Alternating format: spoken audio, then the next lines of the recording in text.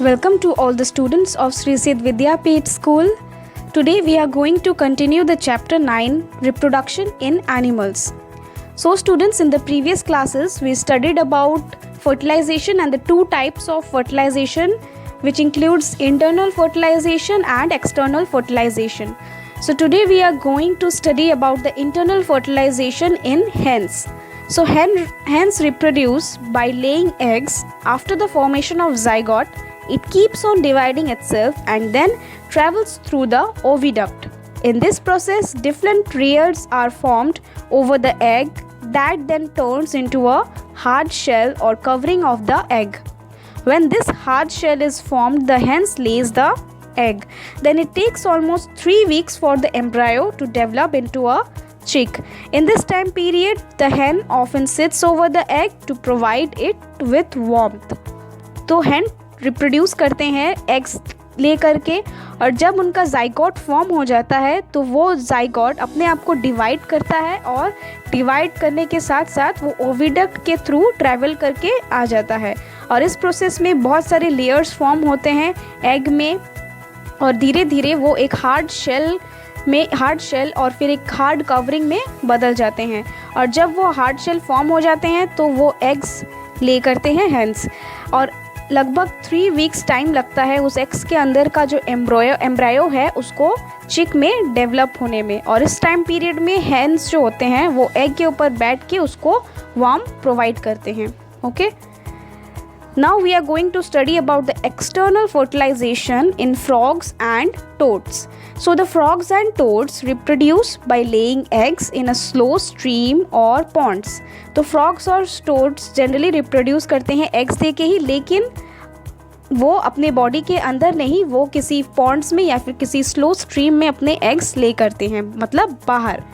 The female frogs first ले hundreds of eggs together in the water, okay, and these eggs are not covered with any hard shell. Instead, there is a jelly like substance that guards them all and holds them together. तो ये eggs covered नहीं होते हैं कोई भी hard shell से, instead ये एक जेली लाइक सब्सटेंस होते हैं जिनको वो एक साथ होल्ड करके रखते हैं और एक साथ वो गार्ड करके रखते हैं। As the female frogs lays their eggs, the male frogs deposit the sperm over them.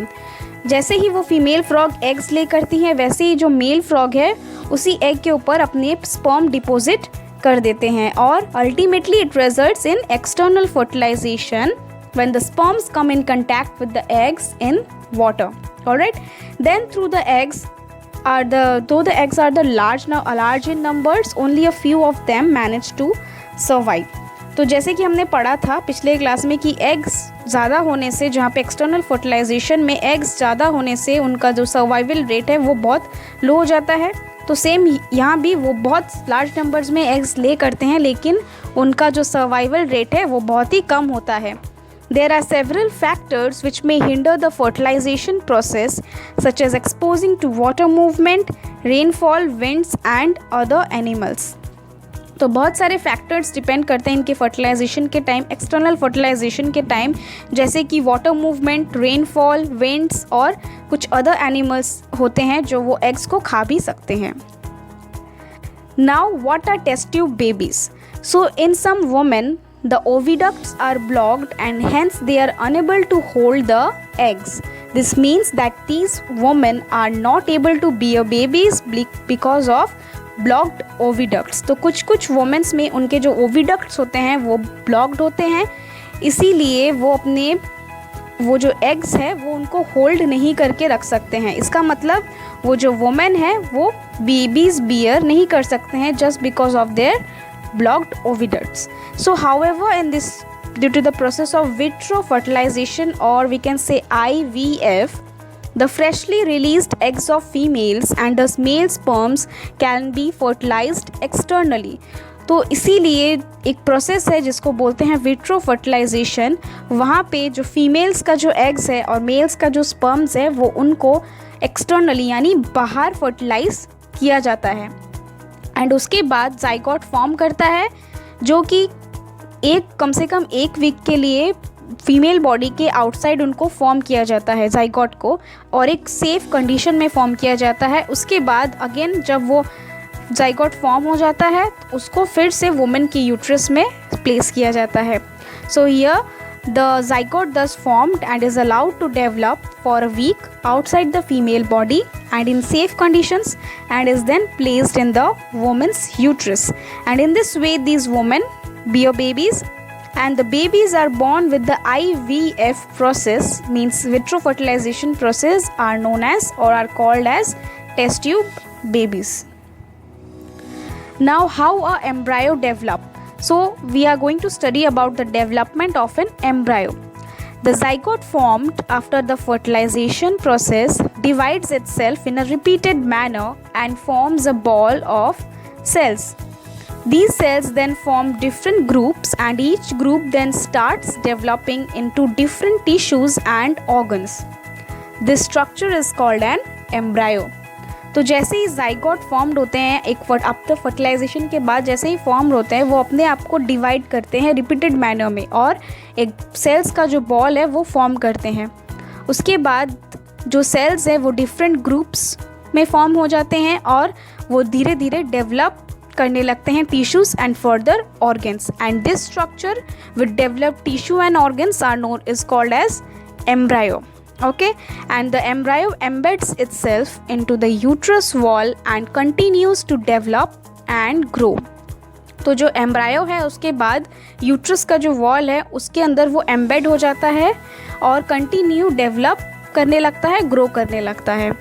And the soon the body parts such as hands, legs, feet, eyes, ears started developing. The embryo whose parts can be identified individually is called a fetus. The fetus then completely develops and take birth as a baby.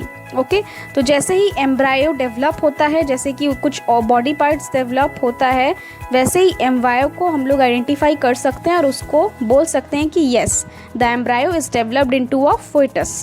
और जब fetus completely develop हो जाता है तब ही एक baby का birth होता है. So you can see the diagram of the zygote formation and development of an embryo from the zygote, ball of cells, enlarged view, and embedding of the embryo in the uterus. Alright. Now there is a question that how an embryo is different from a zygote. So a zygote consists of a single cell, and embryo consists of more than one cell. Zygote is formed as the fertilization process occurs. Embryo is formed after the fertilization process.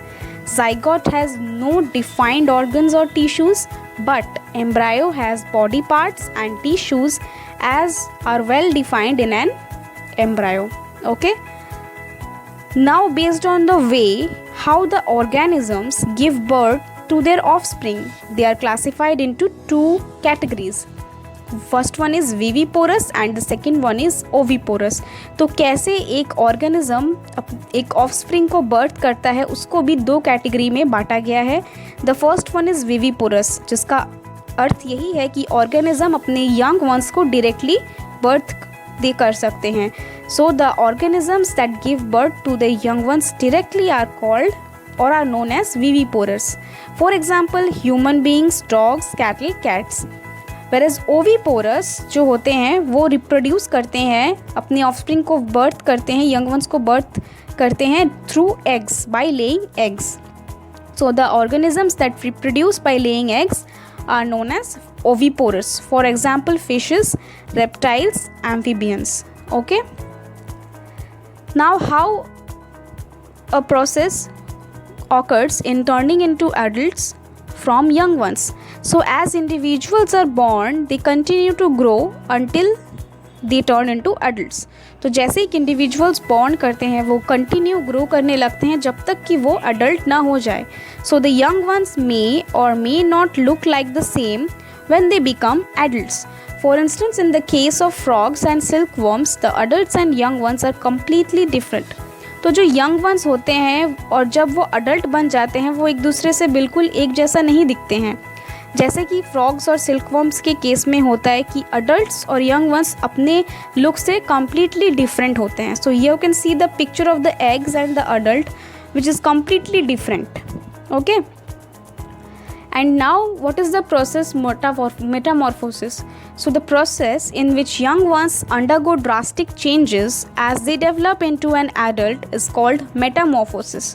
So जिस process में young ones बहुत सारे drastic changes के through जाते हैं और धीरे धीरे वो adult में developed होते हैं, वही process से को बोला जाता है metamorphosis. Human beings do not undergo Metamorphosis. Human beings इस प्रोसेस से अंडरगो नहीं करते हैं, मतलब ह्यूमन बींग्स में ये प्रोसेस नहीं होता है मेटामॉर्फोसिस का, क्योंकि उनके जो बॉडी पार्ट्स होते हैं वो लगभग सेम ही रहते हैं, बस उनका साइज़ बढ़ता है. ठीक है.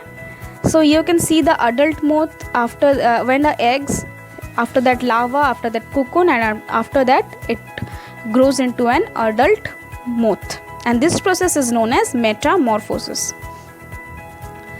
What is asexual reproduction in animals? That how it occurs? This type of reproduction involves only one parent. It takes place in microscopic animals like amoeba and small animals like the hydra. तो जहाँ पे reproduction के process में सिर्फ एक ही parent involve होते हैं, उसी को बोलते हैं एसेक्सुअल रिप्रोडक्शन. और यहाँ ये जनरली कुछ माइक्रोस्कोपिक ऑर्गेनिजम्स में होते हैं, जैसे कि अमोइबा, कुछ स्मॉल एनिमल्स जैसे कि हाइड्रा, इसी में ये होते हैं. तो हाइड्रा में कैसे होते हैं? हाइड्रा में बडिंग होता है. So budding in hydra, just like yeast, reproduction in hydra takes place through the process called budding, and the hydra poses different birds on itself called birds. These birds developed into individual hydra and each hydra can possess a number of buds. तो जैसे कि आपको picture में दिख रहा है, यहाँ पे जो हाइड्रा है इसमें एक थोड़ा सा टाइनी बम्प अपीयर हुआ है जो पेरेंट हाइड्रा है, फिर वो थोड़ा ग्रो किया, डेवलप किया, फिर बर्ड हुआ उसमें भी, फिर जो बर्ड है वो टूट गया उसमें से और एक इंडिपेंडेंट हाइड्रा वहाँ से ग्रो कर गया. तो यही प्रोसेस को कहा जाता है budding in hydra, which is a asexual reproduction process. How binary fission occurs in amoeba? So the amoeba divides itself into two individuals and the reproduction takes place in this way, and it is called binary fission. So the amoeba consists of only one cell. As it reproduces, the nucleus of the amoeba divides itself and forms two different nuclei. Then the division of the body of the amoeba takes place and each part receives one nucleus. In this way, two amoebas are produced from a single parent. तो जैसे कि आपको दिख रहा है यहाँ पे एक पेरेंट अमोइबा है, इसके जो न्यूक्लियस है धीरे धीरे अलोंग होके दो डिफरेंट न्यूक्लियस में बढ़ते हैं. तो धीरे धीरे वो न्यूक्लियस डिवाइड होता है, साइटोप्लाज्म डिवाइड होता है और दो इंडिविजुअल अमोइबा इसी तरह से बन जाता है.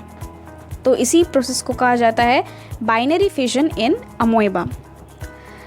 Now what do you mean by fragmentation and regeneration? So in some organisms, the parent organism divides itself into different fragments, where each fragment then regenerates and develops into a new organism.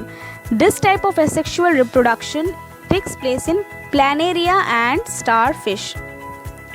तो कुछ organisms में जो parent organism होते हैं वो खुद को divide कर लेते हैं फ्रैगमेंट्स में, जहाँ पे एक एक फ्रैगमेंट फिर से रीजनरेट होता है, मतलब धीरे धीरे क्रिएट होता है, रीग्रोथ होता है उनमें और एक न्यू ऑर्गेनिज्म में धीरे धीरे वो डेवलप करते हैं. ये टाइप के जो एसेक्सुअल रिप्रोडक्शन होते हैं जनरली प्लेनेरिया या फिर स्टारफिश में होता है. स्टारफिशेस जो होते हैं वो एसेक्सुअल रिप्रोडक्शन के भी केपेबल होते हैं, लेकिन कभी कभार वो एसेक्सुअल रिप्रोडक्शन से भी जाते हैं by the process of fragmentation. Now what do you mean by parthenogenesis? So in this type of asexual reproduction, the female organisms are capable of producing eggs without fertilization. These eggs develop into a new organism. This type of reproduction can be seen in some fishes like sharks, some birds, reptiles like lizards and few insects. However, it cannot be seen in mammals. तो ये इस type के asexual reproduction में जो female organisms होते हैं वो eggs produce करते हैं कोई भी फर्टिलाइजेशन प्रोसेस के बिना ही, और वही एग्स धीरे धीरे डेवलप्ड होकर एक न्यू ऑर्गेनिज्म बनता है। और ये इस टाइप की reproduction generally fishes, sharks, birds, reptiles में और कुछ इंसेक्ट्स में भी देखा जाता है, लेकिन मैमल्स में ये टाइप के रिप्रोडक्शन नहीं देखे जाते हैं। So students, the chapter has ended.